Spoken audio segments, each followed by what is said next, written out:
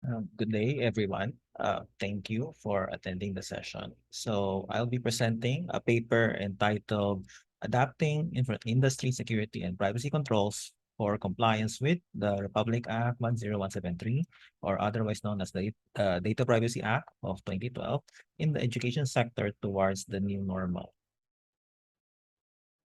So to give a context or background on why the study was done, okay, we look at first how the pandemic has affected the academe and other sectors as well.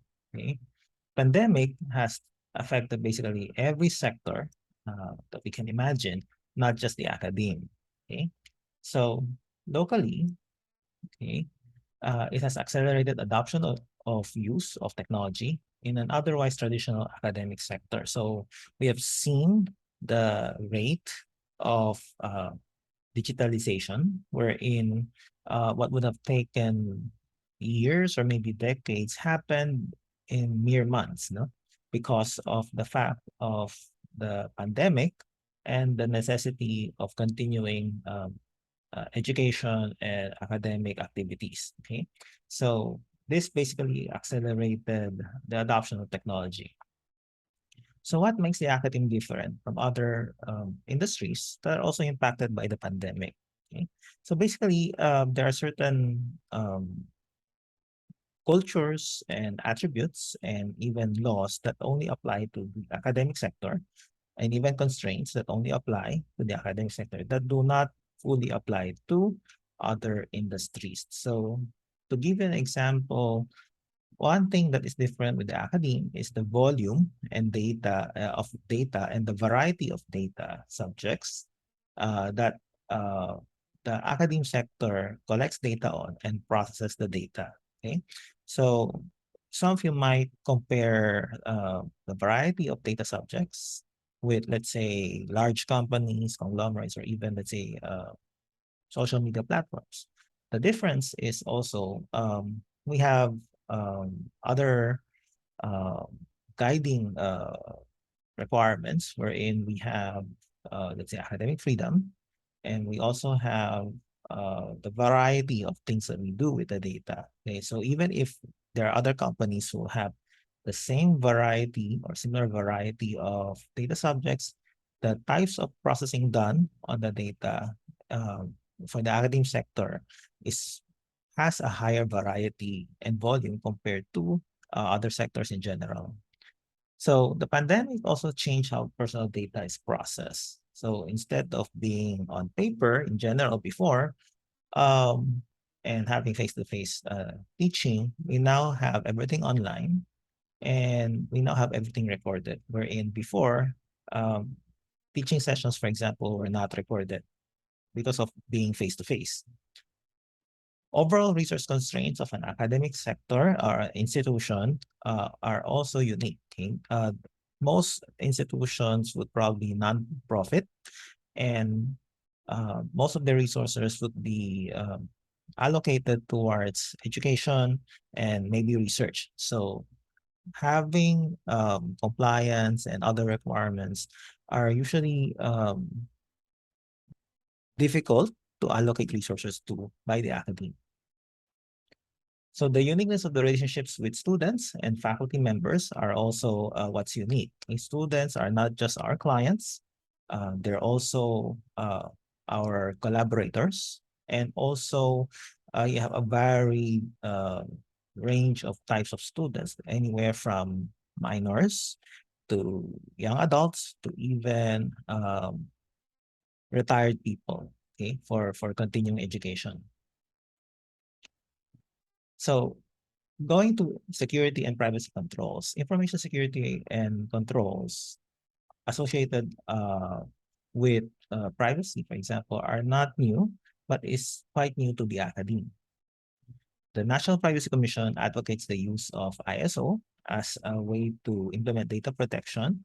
But again, the ISO for security is quite new as a concept for the academic sector. Common controls used and implemented and accepted by industry may not directly be applicable to the academic environment because of the uniqueness of the sector itself. Okay, so I'll give some examples of that in a while. And given that there are talks of the pandemic soon to become an endemic, okay, it doesn't mean also that everything will go back to what it was before. Online and hybrid modes may still be there because of opportunities and advantages that it may have already presented and we have experienced. Even back office work may retain some online modes, things like online payments and online meetings and online trainings may still be retained even when we go back to face-to-face. Use of technology may be retained as realized benefits may be deemed relevant even in the post-pandemic era or even part of being resilient. So who's to say that there won't be another pandemic in our lifetime? Okay, so this is part of being resilient as well. Now, given all of these constraints and all of these concerns and issues, the research thought of applying a maturity model to serve as a roadmap for the academic sector to be able to comply, given that such requirements are not initially part of the main considerations of academic institution. So we define 5 levels, okay, wherein we try to capture different stages of, let's say, a university, anywhere from it being from ground zero, just starting its journey to comply with the privacy requirements, all the way to being able to have continuous improvements and optimizing its processes. Okay, so the idea of having maturity levels is to be able to adapt controls to the level of the institution in order for them to be able to implement and grow and mature and eventually comply with the privacy requirements. Okay. So mapping the maturity models and the controls, we have definition of what the maturity level would look like, given that it's referring to, let's say, a security control or a privacy control. For example, for level 1, if we're just starting as an institution, then the controls that deal with policies and the human aspect would be useful, no, as a starting point. You have to start defining the policies. Okay, the cost is low, although some would say it's hard to implement policies, but the cost may be lower than having to invest in technologies and solutions that would implement certain security controls. And for privacy at level 1, if you're just starting, at the minimum, you should have your data protection officer or data privacy officer. And of course, look at your data, where your data collection sources are, because that's where you have to start to try to plug some of the holes that may be considered non-compliant with the privacy requirements. Okay, so as you move along the levels, we can see that the maturity or the level of controls would increase, like from level 1 to level 2 for security controls. We now have control selection to include commonly available solutions. So we now assume that you have certain policy in place and you are going to start moving up. And in order to move up, you now have to implement certain controls that are commonly available. Things like solutions that are already built in to the operating system. Those things could be applied without a lot of resource requirements. Okay, same with privacy controls. If you now have your data protection officer and you know where the data is being collected, they now try to look at having those sources monitored and checked, and having a data steward appointed to be able to determine if those data collections and processing are actually valid. Okay, so continuing, it ends up at the point where you try to also have continuous improvement through the use of continuous monitoring and having metrics, okay, and having third-party reviewers.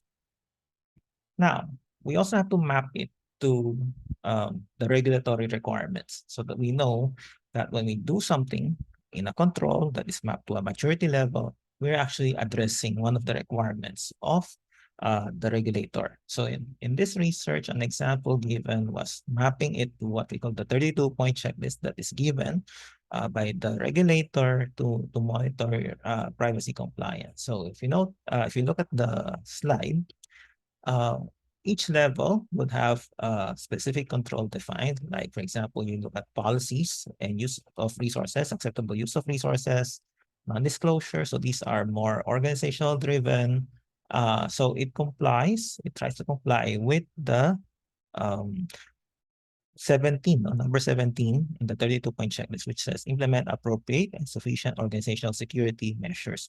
So as we move along again in the level, the number of items that are being complied with also increases. So you now have compliance with physical and technical measures for the second level and the third level. And then on the fourth level, you now have compliance with uh, things like the breach management requirement and also third-party privacy requirements. So again, this mapping shows that use of technology or use of controls mapping to certain maturity levels is also aligned with the regulatory requirements, and it specifically identifies which requirement it is actually addressing at each level. So this gives you a roadmap to be able to continuously increase your level of compliance over a period of time and over specific steps, no? Hence having a roadmap so that we address issues on resource constraints, for example. So talking about controls, as I mentioned, not all applies to the academic sector. And we have three cases here. So first of all, example, the use of personal device wherein uh, it's not fully possible for the academic sector to strictly enforce mobile device and teleworking policies as yes or no solution. So we tend to be more recommending rather than being fully enforced. Same with cloud services, because we have concepts of academic freedom. We cannot restrict fully the use of services that may aid in teaching. And of course, students as stakeholders provide cases wherein, again, strict monitoring and strict implementation of controls will not be possible. Okay, so that's why we have to gradually calibrate, our controls. So to calibrate, we look into avoidance if prevention is not possible. So if we cannot control, then we would like to recommend that we avoid doing the action if possible. Use of guidance as opposed to hard restrictions, okay, because we have a collegiate culture.